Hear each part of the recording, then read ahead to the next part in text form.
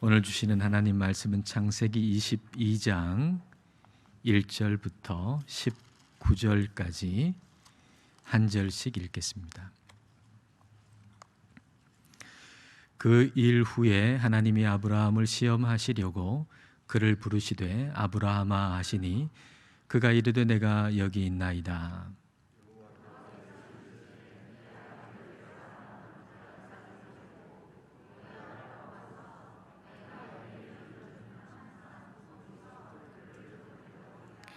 아브라함이 아침에 일찍 일어나 나귀의 안장을 지우고 두 종과 그의 아들 이삭을 데리고 번제에 쓸 나무를 쪼개어 가지고 떠나 하나님이 자기에게 일러주신 곳으로 가더니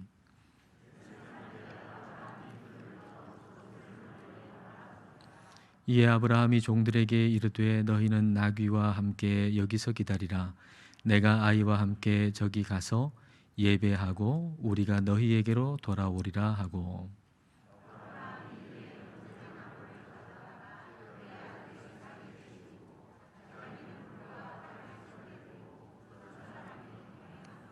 이삭이 그 아버지 아브라함에게 말하여 이르되 내 아버지여 하니 그가 이르되 내 아들아 내가 여기 있노라. 이삭이 이르되 불과 나무는 있거니와 번제할 어린 양은 어디 있나이까.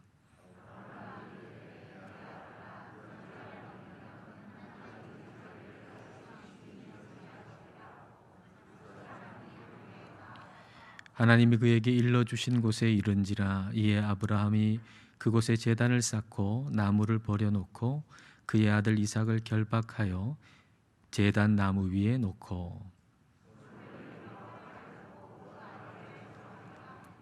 여호와의 사자가 하늘에서부터 그를 불러 이르시되 아브라함아 아브라함아 하시는지라.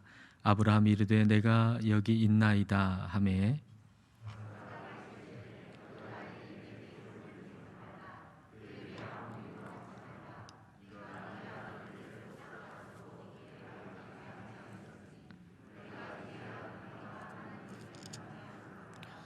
아브라함이 눈을 들어 살펴본즉 한 숫양이 뒤에 있는데 뿔이 수풀에 걸려 있는지라. 아브라함이 가서 그 숫양을 가져다가 아들을 대신하여 번제로 드렸더라.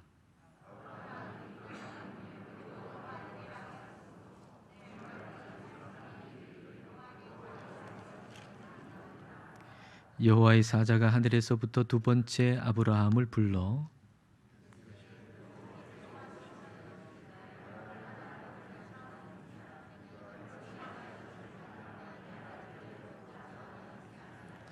내가 내게 큰 복을 주고 내 씨가 크게 번성하여 하늘의 별과 같고 바닷가의 모래와 같게 하리니 내 씨가 그 대적의 성문을 차지하리라.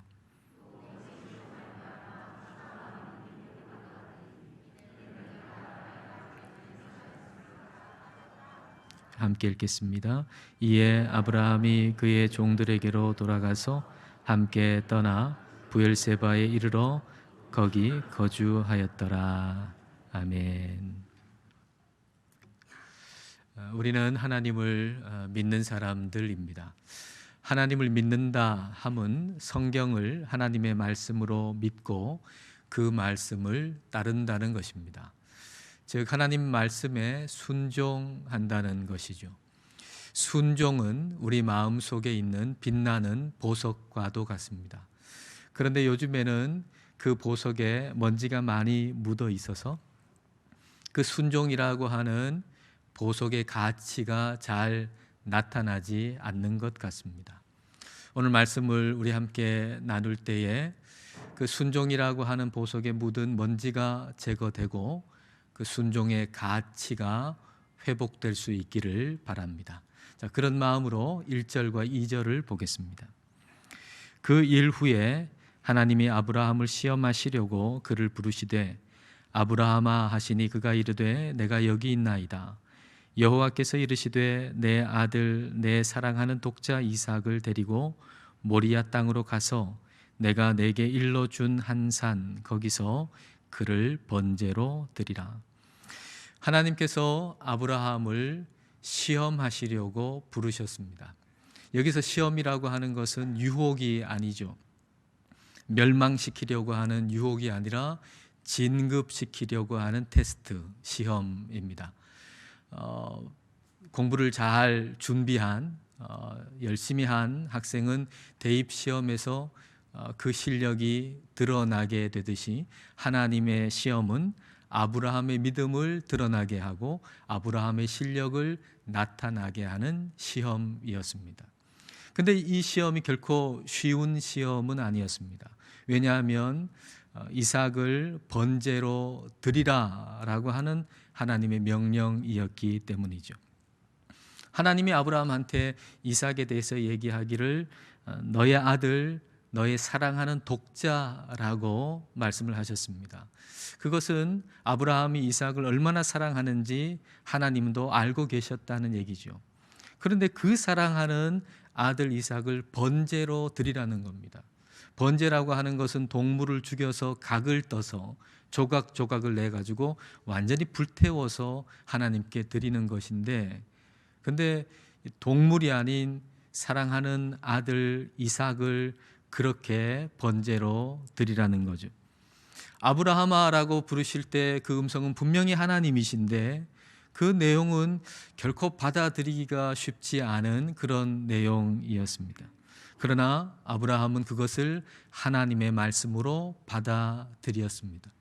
이것은 하나님께서 어떤 말씀을 하시더라도 내가 하나님 말씀에 순종하겠다는 자세로 하나님 말씀을 들었다는 얘기죠. 아브라함아 이렇게 부를 때 하나님이시구나. 그러면 하나님께서 어떤 말씀을 어떤 명령을 하시더라도 내가 이 말씀에 그대로 순종하겠다라고 하는 자세로 그 말씀을 들었다는 겁니다. 말씀을 들어보고 내가 판단해서 따를 건지 말 건지 그렇게 결정하겠다라고 한다면 결코 하나님의 말씀에 순종할 수가 없을 겁니다. 들어보고 나에게 유리하면 내가 그 말씀 따르고, 들어보고 나한테 불리하면 그 말씀을 따르지 않는다라고 하면 하나님의 말씀에 결코 우리는 순종할 수 없습니다. 그 말씀을 우리의 입장에서 편집하게 될 거고요. 그리고 왜곡시키게 될 겁니다. 베드로가 예수님께서 십자가에 못 박히신다라고 하는 그 말씀을 들었을 때도 그 말씀을 받아들일 수가 없었습니다. 그 말씀을 자기의 입장에서 생각할 때 분명히 말씀을 들었는데, 주님의 말씀을 들었는데 그 주님의 말씀이 나로 하여금 주님께 더 가까이 나아가게 하는 것이 아니라 주님의 그 말씀이 주님과 나 사이를 오히려 가로막았다라고 하는 것이죠. 여러분, 기독교 서적을 좀 읽는 분이라고 한다면 앤드류 머리라고 하는 사람을 알 겁니다. 남아프리카 공화국에서 목회를 하셨던 분이고요. 그리고 우리의 영적 삶에 대해서 좋은 글들을 많이 남기신 분입니다. 이분이 굉장히 강조하는 것은 아침 경건회입니다. 아침에 경건의 시간을 가져야 한다는 거예요. 우리의 첫 시간을, 우리가 일어나서 첫 시간을 반드시 경건의 시간을 가져야 한다는 거죠. 여러분, 올해 여러분 그렇게 되기를 원합니다. 여러분의 첫 시간을 경건의 시간으로 가질 수 있기를 원합니다. 경건의 시간은 기도하고 성경을 읽는 거잖아요. 근데 성경을 읽을 때 주의할 것이 몇 가지 있는데 그 중에 하나를 앤드류 머리가 이렇게 쓰고 있습니다. 한번 글을 보겠습니다. 주의하지 않으면 하나님을 가리키도록 되어 있는 성경 말씀이 오히려 하나님을 가로막고 우리로 하여금 하나님을 보지 못하도록 하는 결과를 빚는다. 그리스도인이라고 하면 우리는 다 성경을 읽잖아요. 근데 성경을 읽으면 우리는 다 하나님과 가까워지나요? 결코 그렇지 않다는 거예요. 우리가 그리스도인이기 때문에 성경을 읽으면 다 하나님과 가까워지는가? 결코 그렇지 않다. 우리가 잘못된 자세로 성경을 읽는다면 하나님께 더 가까이 나아가게 할 성경 말씀이 오히려 하나님과 나 사이를 가로막아서 하나님을 못 보게 할 수도 있다라는 얘기입니다. 그럼 어떻게 성경을 읽어야 할까요? 그것은 하나님께서 어떤 말씀을 주시든지 그 말씀을 그대로 따르겠다는, 순종하겠다는 마음 자세로 읽어야 합니다. 우리가 성경을 펼치기 전에 이미 우리 마음속에 이 말씀 속에 하나님이 뭐라고 말씀하시든지 내가 그 말씀대로 따르겠습니다, 순종하겠습니다 라고 하는 마음 자세로 그 말씀을 읽고 들어야 한다는 거죠. 아브라함이 바로 그런 자세로 하나님의 말씀을 들었던 것입니다. 하나님께서 어떤 말씀을 하시더라도 제가 그 말씀대로 순종하겠습니다. 그래서 그는 하나님의 말씀을 듣고 즉시 순종할 수가 있었던 겁니다. 자, 3절부터 5절을 보겠습니다.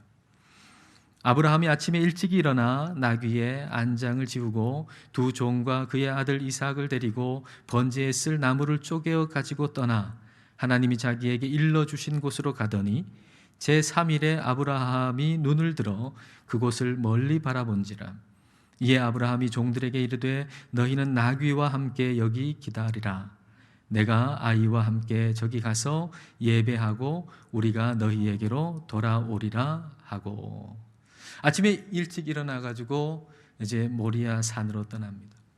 그리고 떠난 지 3일째 되는 날 저기 이제 모리아 산이 보이는 거죠. 그리고 종들에게 여기 기다리게 하고는 아브라함과 이삭만 그 산으로 올라갑니다. 종들은 여기까지는 아브라함과 같이 왔지만은 더 이상은 못 갑니다. 우리의 신앙생활도 그렇습니다. 좋은 사람, 좋은 교인, 좋은 리더가 함께 있으면 어느 정도까지는 성장할 수 있습니다. 좋은 순장이 있고요, 참 믿음 좋은 사람이 옆에 있으면 그 사람과 같이 있는 것만으로도 어느 정도 영적으로 성장할 수가 있습니다. 그러나 좋은 사람 따르는 것으로는 한계가 있는 것이죠. 더 나아갈 수 없는 지점이 반드시 있는 거예요.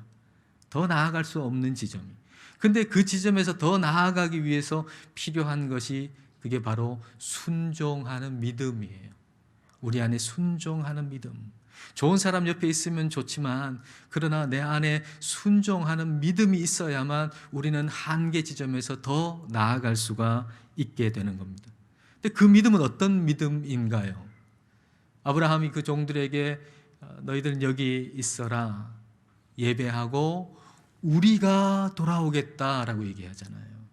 내가 돌아오겠다가 아니라 우리가 돌아오겠다라고 얘기해요. 여기에 순종하는 아브라함의 믿음이 들어있는 거죠. 이 믿음에 대해서 히브리서가 더 명확하게 우리에게 가르쳐 주십니다. 자, 히브리서 11장 17절부터 19절입니다. 아브라함은 시험을 받을 때에 믿음으로 이삭을 드렸으니 그는 약속들을 받은 자로 돼 그 외아들을 드렸느니라. 그에게 이미 말씀하시기를 내 자손이라 칭할 자는 이삭으로 말미암으리라 하셨으니 그가 하나님이 능히 이삭을 죽은 자 가운데서 다시 살리실 줄로 생각한지라. 아브라함은 하나님께서 이미 주신 약속을 믿었어요. 이미 주신 약속은 아브라함의 자손은 이삭을 통해서 난다는 거예요. 그러니까 이삭이 죽는다라고 하면 하나님의 약속은 무산되는 거예요. 그러면 결론은 하나죠. 아브라함이 그 이삭을 하나님께 번제로 드리더라도, 이삭이 죽을지라도 하나님 다시 살리신다라고 하는 믿음이 아브라함에게 있었다는 거예요. 이게 아브라함의 믿음이었고 그 믿음은 행함으로 나타나는 거예요. 그 믿음은, 진짜 믿음은 행함으로 나타나는 거죠. 자, 9절과 10절을 보겠습니다. 하나님이 그에게 일러주신 곳에 이른지라. 이에 아브라함이 그곳에 제단을 쌓고 나무를 버려놓고 그의 아들 이삭을 결박하여 제단 나무 위에 놓고 손을 내밀어 칼을 잡고 그 아들을 잡으려 하니. 아브라함은 머뭇거리지 않죠. 그 나무 위에 그 이삭을 결박해가지고 거기에 눕히고 그리고 칼로 그 이삭의 목을 따려고 하는 것입니다. 자, 여기까지 기록을 여러분 보시면 말이죠, 아브라함의 감정에 대해서 성경은 하나도 이야기하지 않습니다. 어떤 고민을 했는지, 슬펐는지, 화가 났는지, 아브라함의 감정이 어땠는지에 대해서는 전혀 기록하지 않습니다. 단순히 아브라함이 행한 행동을 기록하고 있습니다. 순종은 행동하는 것입니다. 순종은 행동하는 것입니다. 행동이 없으면 감정만 장황하게 늘어놓게 되는 거죠. 그때 내가 얼마나 고민했는지 알아? 내가 한숨도 못 잤잖아. 그래, 말씀대로 행하고 싶었지. 말씀대로 하려고 했지. 근데 내가 얼마나 고민했는지 너 알아? 나 한숨도 못 잤어. 마음이 얼마나 슬펐는지 몰라. 얼마나 힘들었는지 몰라. 순종하지 않는 사람은 이런 모습인 거죠. 행동은 없는데 감정만 장황하게 설명하는 것입니다. 순종은 행동하는 것입니다. 하나님의 말씀을 받은 그날 아브라함의 마음속에 일어났던 감정이 얼마나 많았겠습니까? 우리가 상상할 수도 없는 수많은 감정들이 그 마음속에 일어났겠죠. 그 다음 날이 오지 않기를 바랐을 수도 있습니다. 그러나 아침 일찍 일어나 하나님이 말씀하시는 그 모리아 산을 향해서 출발하는 행동, 그게 순종입니다. 모리아 산에 가서 이삭을 바칠 때에 이삭을 바칠 수 없는 상황이 벌어진다면 얼마나 좋을까, 그런 생각도 하지 않았겠습니까? 이삭을 바치려고 할 때 바칠 나무가 없든지 불이 없든지 하면 하나님, 제가 하나님께 순종하려고 했지만 지금 나무가 없네요. 불이 없네요. 그러니 어쩔 수가 없네요. 할 수가 없네요. 그렇게 말하고 싶은 생각 들지 않았겠습니까? 그러나 그런 일이 없도록 반드시 하나님께서 말씀하신 그대로 행하기 위해서 나무를 준비하고 불을 준비하는 그 준비하는 행동, 그것이 바로 순종이라는 것입니다. 3일 길을 걸어가면서 얼마나 많은 생각을 했겠습니까? 되돌아가면 좋겠다. 지금 이 순간에도 하나님이 멈추라고 하시면 좋겠다. 수많은 생각, 수많은 감정들이 그 마음속에 일어났겠지만, 그러나 순종이라고 하는 것은 수많은 감정들을 이기고 한 걸음 한 걸음 주님께서 말씀하시는 곳을 향해 걸어가는 발걸음, 그 행동, 그것이 바로 순종이라는 것입니다. 칼을 들어서 말씀하신 대로 아들을 번제로 드리려고 하는 그 행동, 그것이 바로 순종이라고 하는 겁니다. 순종은 하나님을 감동시키는 행동입니다. 아브라함이 정말 이삭을 죽여서 번제로 드리려고 하니까 우리 하나님께서 다급하게 말씀을 하시죠. 자, 11절과 12절을 보겠습니다. 여호와의 사자가 하늘에서부터 그를 불러 이르시되 아브라함아 아브라함아 하시는지라. 아브라함이 이르되 내가 여기 있나이다 하매 사자가 이르시되 그 아이에게 내 손을 대지 말라. 그에게 아무 일도 하지 말라. 내가 내 아들 내 독자까지도 내게 아끼지 아니하였으니 내가 이제야 내가 하나님을 경외하는 줄을 아노라. 하나님께서 다급하게 부르십니다. 그리고 아들 독자까지도 아끼지 아니하였으니 이제야 네가 하나님 경외하는 줄 안다라고 말씀하셨습니다. 이제야 안다. 이전에는 몰랐다는 얘기겠습니까? 결코 그렇지 않죠. 하나님이 왜 모르시겠습니까? 그러나 이제야 안다라고 하시는 이 말씀은 아브라함의 순종에 대해 감동하시고 감탄하시는 거예요. 하나님은 우리의 순종에 감동하시고 감탄하시고 기뻐하세요. 아브라함이 순종함으로 시험을 합격한 걸 기뻐하시는 거죠. 여러분, 우리가 어떤 시험에 우리 자녀들이 합격하면 얼마나 기쁩니까? 근데 하나님께서 마찬가지로 하나님의 시험에 합격한 아브라함을 기뻐하시는 거예요. 그러면 아브라함은 하나님의 시험을 통과하고 더 발전한 게 뭘까요? 시험을 통해서 고등학생이 대학생이 되잖아요. 발전하잖아요. 그런 것처럼 하나님이 우리를 시험하실 때 그 시험은 언제나 우리를 성장시키는 거예요. 우리를 멸망시키는 게 아니고, 우리를 무너뜨리는 게 아니고, 우리를 성장시키고 발전시키는 거예요. 하나님의 시험은 반드시 우리에게 하나님이 어떤 분이신가라고 하는 걸 더 분명히 더 많이 알게 해주시는 게 하나님의 시험이에요.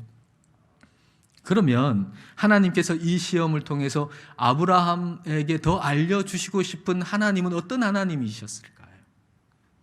모리아산은 예루살렘이에요. 바로 그 예루살렘은 하나님의 독생자 예수 그리스도가 우리의 모든 죄를 다 지시고 십자가에서 죽으신 곳이에요. 근데 바로 그곳으로 독생자 예수님께서 죽으실 바로 그곳으로 아브라함을 보내시고 그리고 아브라함의 독자 이삭을 그곳에서 번제로 드리게 하신 것이죠. 바로 그것을 통해 십자가에서 죽게 될 예수님, 하나님의 그 사랑의 계획, 하나님의 그 사랑을 알게 하시기 위함이었던 겁니다. 그러면 아브라함은 그걸 알았을까요? 하나님의 그 시험 테스트를 통해서 아브라함은 그 하나님의 사랑을 알았을까요? 깨달았을까요? 자, 요한복음 8장 56절부터 보겠습니다. 너희 조상 아브라함은 나의 때 볼 것을 즐거워하다가, 예수님께서 지금 말씀하시는 내용입니다. 너희 조상 아브라함은 나의 때 볼 것을 즐거워하다가 보고 기뻐하였느니라. 유대인들이 이르되 네가 아직 50세도 못 되었는데 아브라함을 보았느냐.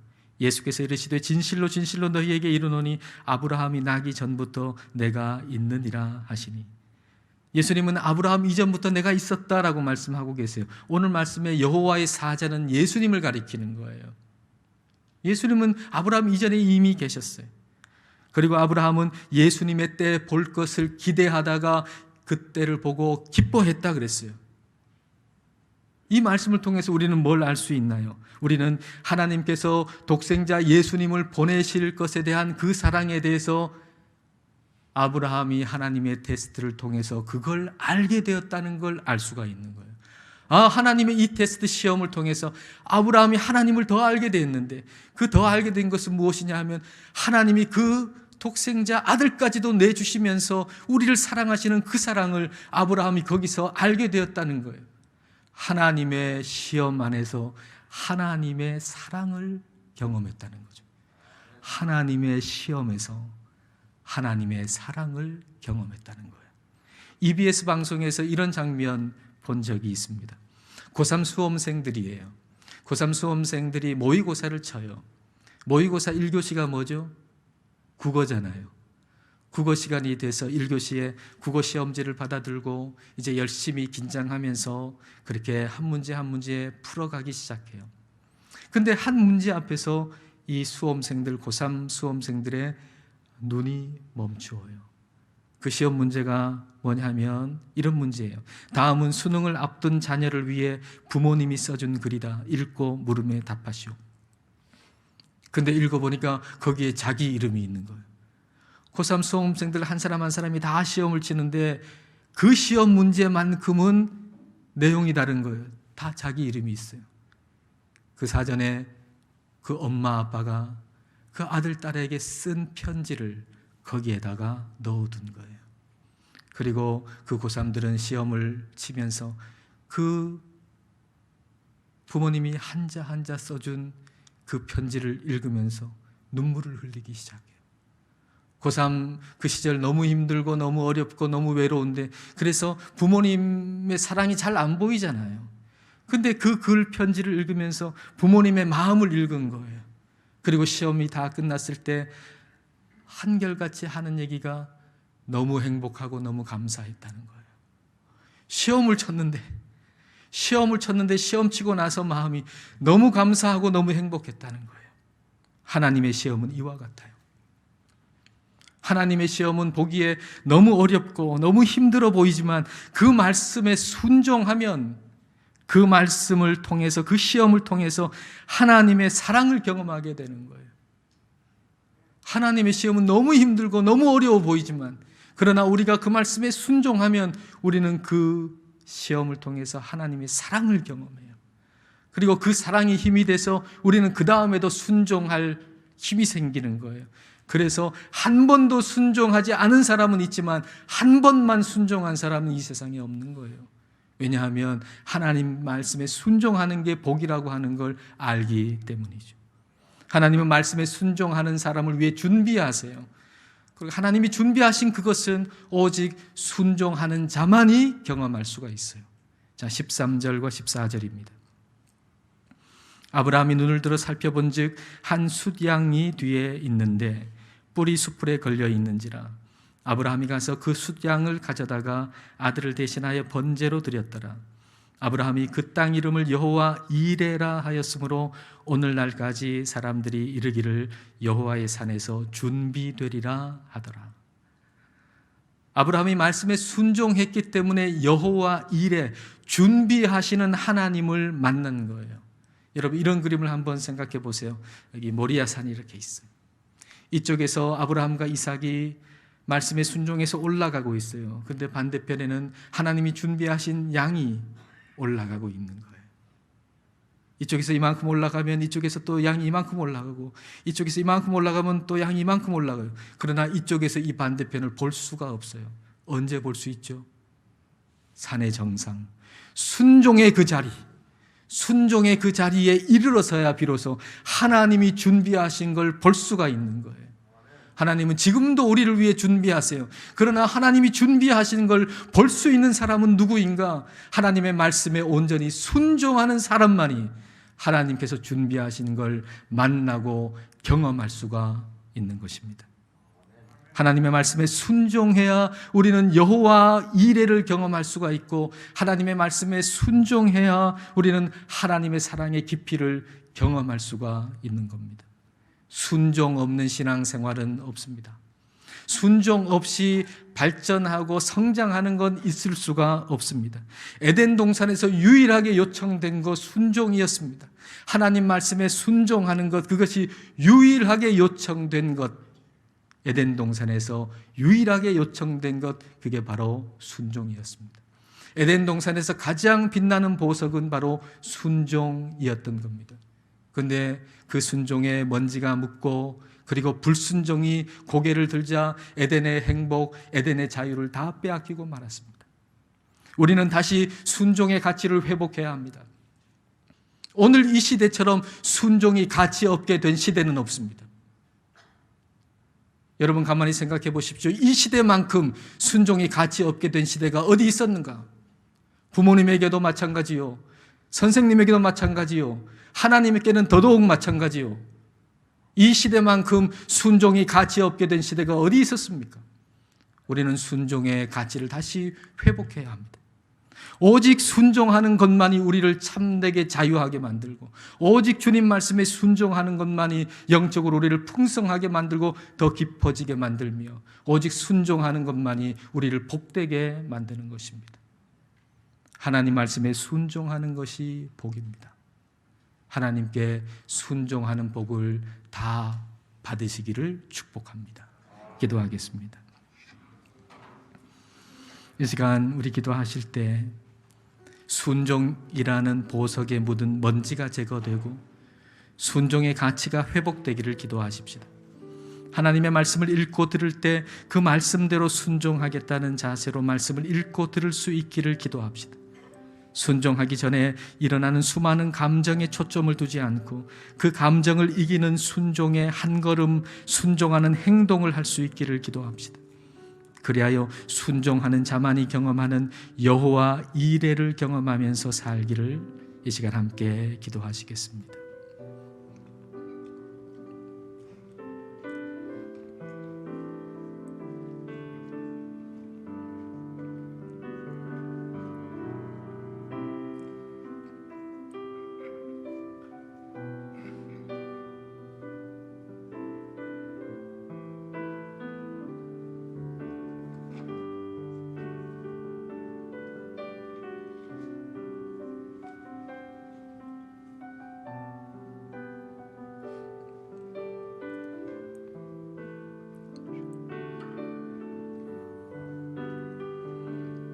하나님 아버지, 하나님의 말씀에 힘이 있어서 그 말씀으로 온 세상을 창조하셨습니다. 그럼에도 불구하고 우리들은 주님의 말씀에 순종하려는 자세 없이 주님의 말씀을 읽고 듣습니다. 그리하여 주님의 말씀을 읽을 때 수많은 감정들은 우리 마음에 생기나 그 말씀을 따르는 행동은 없습니다. 이렇게 주님께서 주신 순종이라는 보석은 뽀얀 먼지가 쌓이고 빛을 잃은 채 순종의 가치는 상실되어 버렸습니다. 주님, 우리를 불쌍히 여겨주시고 회복시켜 주옵소서. 주님께서 어떤 말씀을 하시든지 순종할 자세로 듣게 하옵소서. 수많은 감정들을 순종의 행동으로 이기게 하옵소서. 그리하여 오직 순종함으로만 경험할 수 있는 여호와 이레를 경험하게 하시고 주님께 순종함으로 주님의 사랑을 더 깊이 알아가게 하옵소서. 주님 말씀에 순종함으로 참 자유를 얻게 하시고 주님 말씀에 순종함으로 더 풍성한 영적 삶을 살게 하시고 복을 받게 하옵소서. 예수님 이름으로 기도드립니다. 아멘.